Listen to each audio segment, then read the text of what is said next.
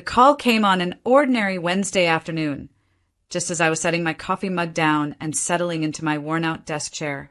The number was unfamiliar, flashing urgently across my phone screen.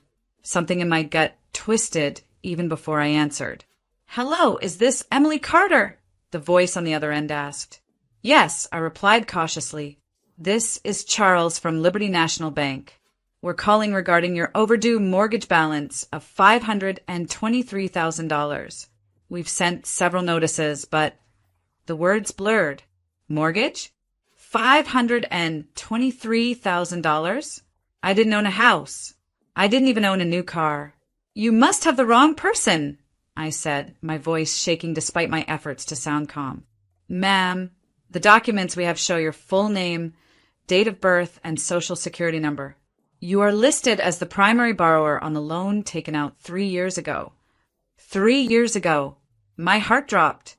That was around the time Jessica, my younger sister, had been talking about wanting a bigger house, one she couldn't afford. I sat frozen, the hum of my computer fan filling the silence. My mind raced, flipping through memories I didn't even know I was storing. Jessica flashing Pinterest boards at family dinners. My parents gushing about how Jessica deserves the best. How we all pitch in for family. But pitch in like this? After hanging up with the bank, promising to look into it when I could barely breathe, I pressed my palms to my eyes hard. My small, one-bedroom apartment around me suddenly felt like it was caving in. There had to be a mistake. There had to be. I rifled through my drawers, pulling out every old document I had, praying I would find some clue that proved it wasn't me. But deep down, the icy grip of betrayal had already begun to wrap around my ribs. Because if it wasn't a mistake, there was only one explanation. I thought about how my parents always called me the responsible one. The one who didn't need help, who wouldn't make a fuss. Meanwhile, Jessica flitted from one bad decision to another, cushioned by Mom's whispered excuses and Dad's tired sighs. It had always been that way. I was the background character in my own family, useful, dependable, invisible. I pressed my forehead against the cool wood of my desk. Tears burned the back of my eyes, but I refused to let them fall. Not yet. This wasn't just about money. It was about trust, about being treated like my future, my life, was something they could casually sign away without even a warning. My phone buzzed again, this time a text from my mother. "Hey, sweetheart. Hope you're having a good week. Family dinner Sunday." Family dinner. Like everything was normal. Like my name wasn't tied to $500,000 of debt I didn't sign for. The taste in my mouth turned bitter. I typed back, sure, and hit send. Because before anything else, before accusations or screaming matches, I needed to know the whole truth. And when I found it, I would decide exactly how loud or how silent my response would be. And something deep inside me promised, this time I wouldn't stay invisible. The next morning, after a sleepless night of staring at the cracks in my ceiling, I sat hunched over the kitchen table, a steaming cup of untouched coffee beside me. My laptop was open, tabs multiplying like weeds, mortgage fraud, forged signatures, legal advice blogs, warning signs of identity theft. But none of it prepared me for what I was about to see. I called the bank again, requesting a copy of the mortgage documents. The woman on the line was polite, almost mechanical, as she emailed them over within minutes. When the PDF opened, my breath caught in my throat. There it was, page after page, filled with my name, my information, and my signature. Except it wasn't mine. It looked close enough that someone who didn't know better might not notice. But I knew every curve of my real signature, every little tremble in my hand. This one was too perfect, too rehearsed. It felt like staring into a cracked mirror. I zoomed in, studying the slanted loops, the heavy tail on the white, and Emily, the way Carter was spelled just a little too neatly. My hand started to tremble. How could they do this? How could my own parents? The floor seemed to shift under me. I grabbed the edge of the table, grounding myself. I kept flipping through the pages, heart pounding harder with every line. Every loan term, every initial scribbled on the margins, every signature. It was like watching someone rob me in slow motion.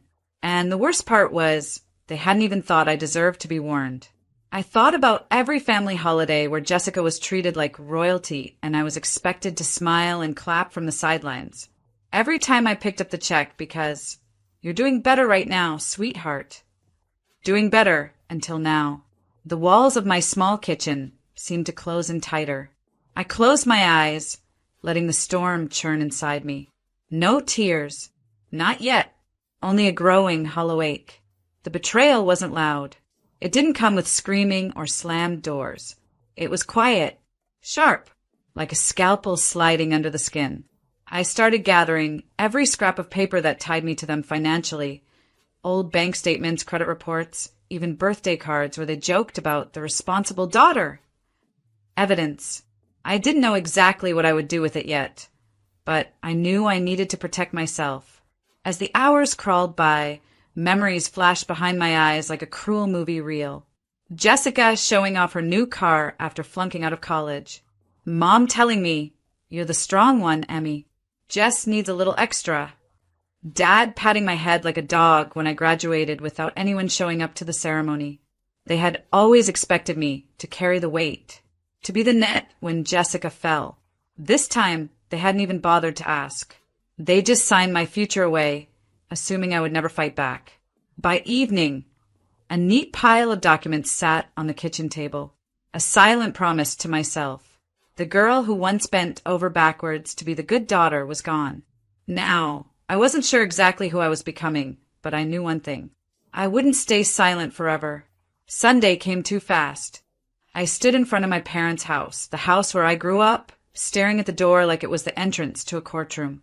A part of me wanted to turn around, to pretend none of this had happened, to stay the invisible daughter who didn't cause trouble.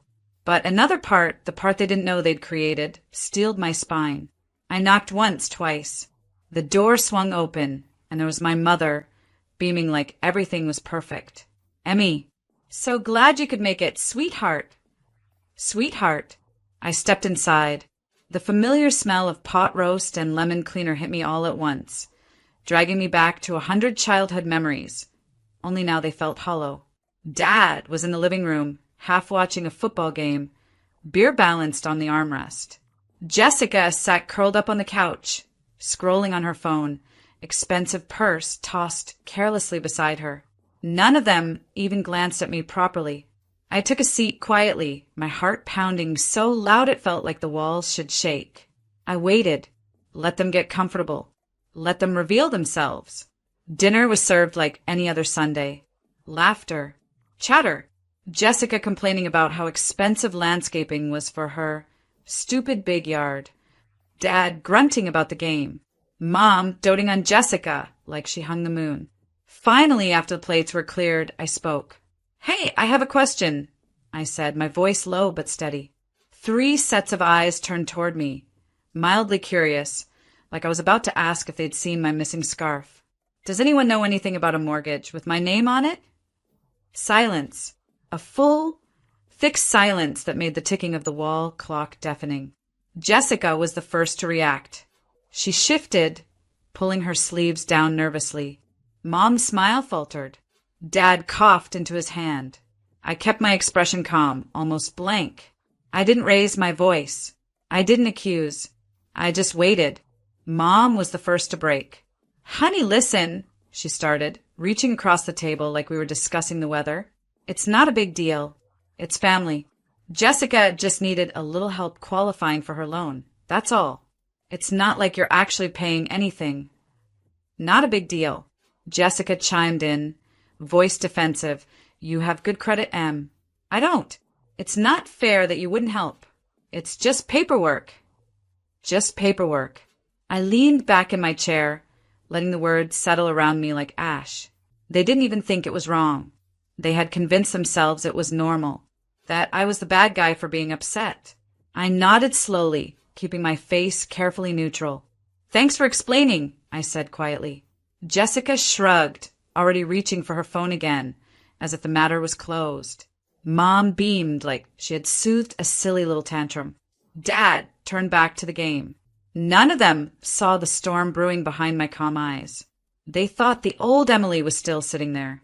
They didn't realize yet that the real storm would hit when they least expected it. and it would be silent until it wasn't. The drive home was a blur. Streetlights streaked across the windshield, but I barely saw them. My hands gripped the steering wheel tighter than necessary. The faint hum of the tires on the pavement, the only sound in the car. Inside, though, it was anything but quiet. Their words spun around in my head like a cruel carousel. It's just paperwork. It's not a big deal. Family helps family. I thought about every sacrifice I had made. Every time I swallowed disappointment to keep the peace. Every time I picked up Jessica's mess behind the scenes. And for what?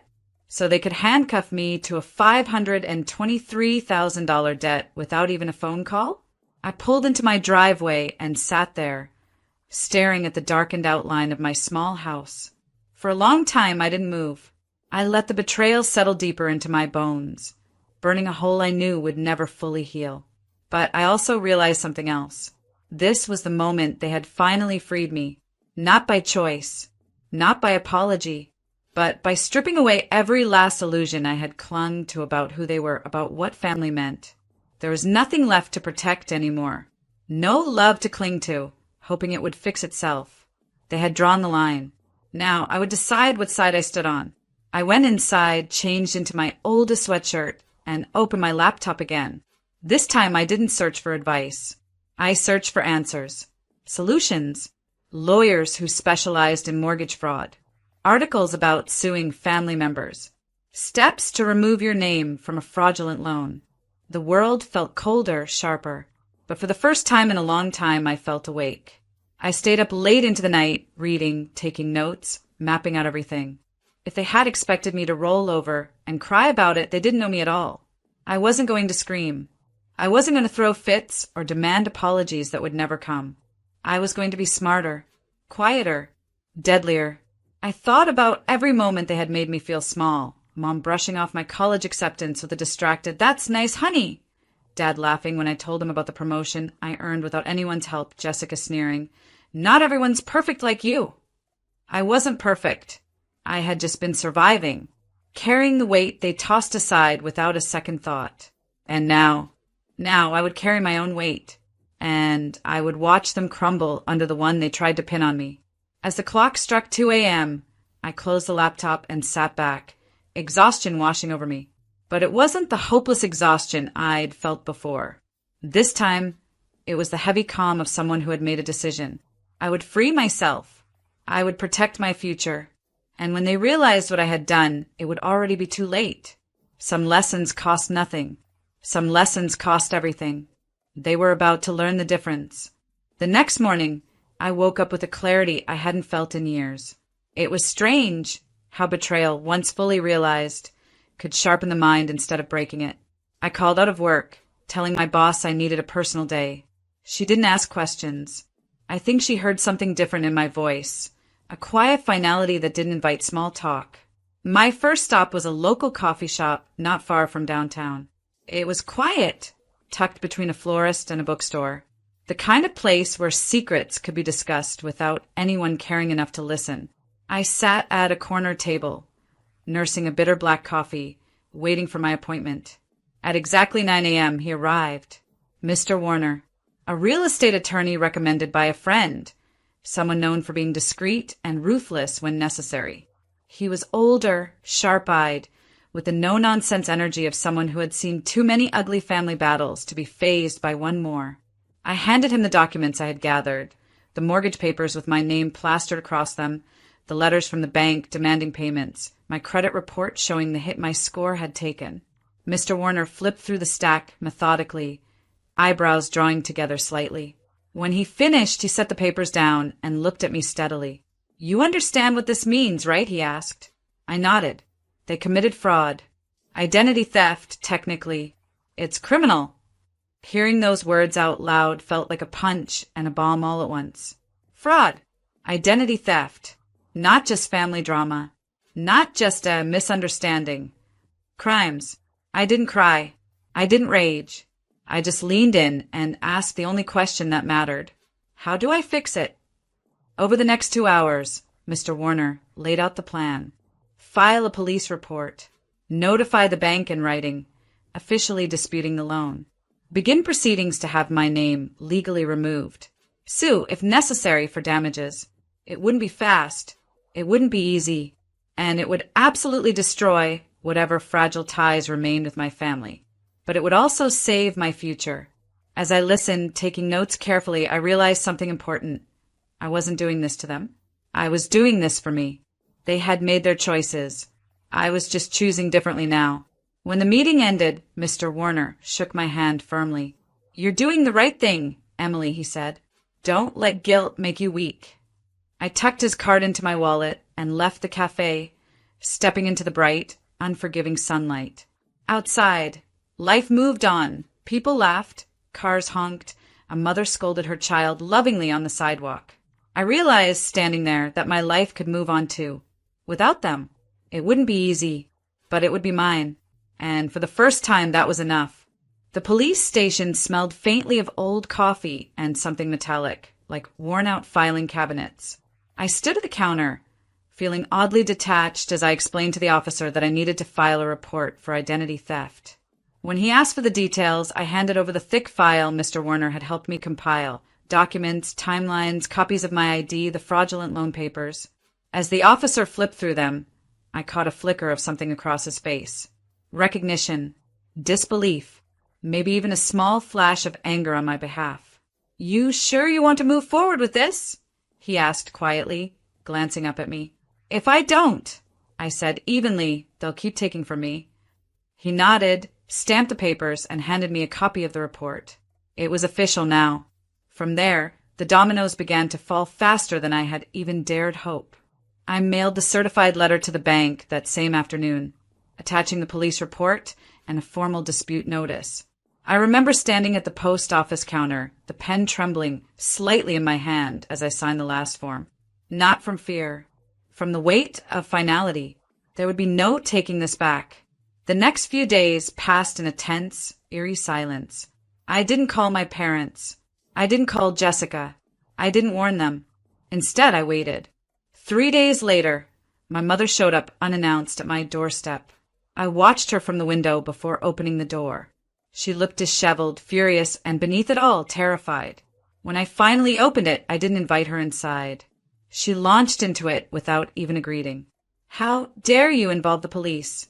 Do you know what you've done to this family?" I listened quietly, letting her words bounce off me like rubber bullets.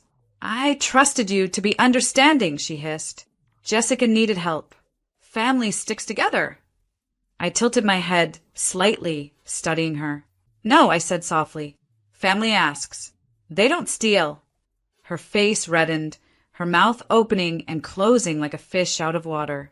"You've ruined everything," she cried. I almost laughed, but I didn't. Instead, I kept my voice level, my words like knives wrapped in velvet. "I didn't ruin anything. I just stopped cleaning up your messes." And then, without another word, I closed the door. It was the most powerful sound I had ever made, that soft click as the latch caught. I stood there on the other side, heart pounding, but not from regret. From release. Later that night, Jessica tried calling me. 12 missed calls. A string of desperate, angry voicemails. I deleted them without listening. The bank responded within a week. They suspended the loan, pending investigation, and issued a formal apology for their role in the ordeal. The legal process would still drag on for months, but I had taken the first steps, the right steps. And my family, their world, built on lies and entitlement, was finally starting to crack. I didn't have to scream. I didn't have to fight. All I had to do was stand still while the truth did its work. And somehow that was so much sweeter. In the weeks that followed, the silence grew thick around me. No more surprise visits. No more frantic calls. No more guilt-drenched texts from relatives telling me to just forgive and forget. It was as if I had been erased from the family group chat, from holiday plans, from their carefully curated image of unity. At first, the loneliness was suffocating. Even when the betrayal cuts deep, there's a part of you, the child still craving approval, that aches when the ties finally snap. But slowly, something else took root inside me. Peace. Real peace. I found myself doing things I had neglected for years.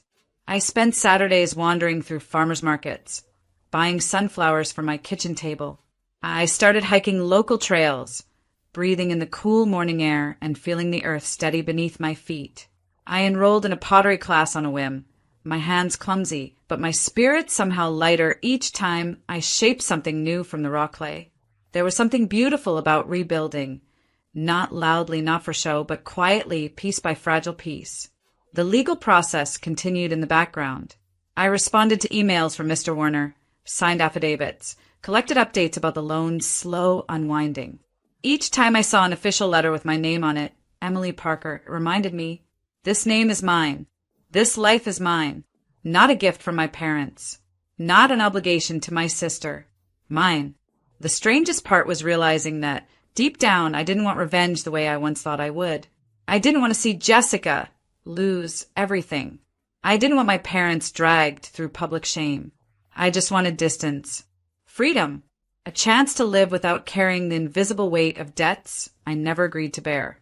One evening, a few months after it all began, I sat on my small apartment balcony with a cup of tea, watching the city lights flicker to life. I thought about the girl I had been, the one who kept saying yes out of fear, who kept absorbing every blow like it was her duty. And I thought about the woman I was becoming, quiet, steady, unbreakable in a way no shouting match could ever achieve. A soft breeze lifted the edge of the old throw blanket wrapped around my shoulders. I smiled into the darkness and whispered the words I had waited a lifetime to believe. I owe them nothing. Not anger. Not explanations. Not even forgiveness on their timeline. Just silence. And in that silence, I finally found myself. The final confrontation wasn't loud. It wasn't a screaming match or a tearful apology. It wasn't anything dramatic at all. It happened on a quiet Sunday afternoon, almost a year after everything had started. I had just come back from a pottery fair, arms full of handmade mugs and bowls, when I saw them, my parents and Jessica, standing awkwardly outside my apartment building. They looked smaller somehow. Jessica's once perfect hair was unkempt, her eyes darting around nervously. My mother clutched her purse so tightly that her knuckles were white. And my father, the man who once bellowed that family was about loyalty, couldn't even meet my gaze. They were losing everything. The bank's investigation had triggered a cascade of consequences. Jessica's loan had defaulted. The house she was so proud of was foreclosed. And with it, their carefully built illusion of control crumbled. I paused on the sidewalk, the late afternoon sun casting long shadows around us. They must have seen the change in me, because for the first time in my life, they didn't bark orders or demand explanations. They pleaded. "Emily," my mother began, voice trembling. "We made a mistake, but we're still family." Jessica stepped forward, her voice thin and desperate. "I need your help, just for a little while. Please don't turn your back on us." There was no anger inside me anymore. No burning need to lash out or make them suffer. Just a deep, calm certainty. I set down my bags slowly and stood up straight. I looked at each of them, really looked, at their faces full of fear, regret, and the realization that I no longer belonged to them. They hadn't come because they loved me. They had come because they needed something from me again. And this time, there would be nothing to take. "I hope," I said, my voice steady and clear, "that one day you understand what real family means. But it's not something you can steal, or fake, or demand when it's convenient." I picked up my bags again, feeling the weight of them, solid and real in my hands. "And as for me," I added quietly, "I'm finally free, and I'm not coming back." Their faces crumpled, my mother's mouth opening in protest, Jessica's eyes welling with tears. But I didn't wait to hear what they said next. I turned, walked past them, and never looked back. As I reached the stairs to my apartment, I paused for just a moment, the afternoon breeze ruffling my hair. I whispered, not to them, but to myself. Sometimes walking away is the loudest thing you'll ever say. And with that, I climbed the stairs, step by step, leaving behind everything that had once broken me, and ahead of me, a life that was finally beautifully mine.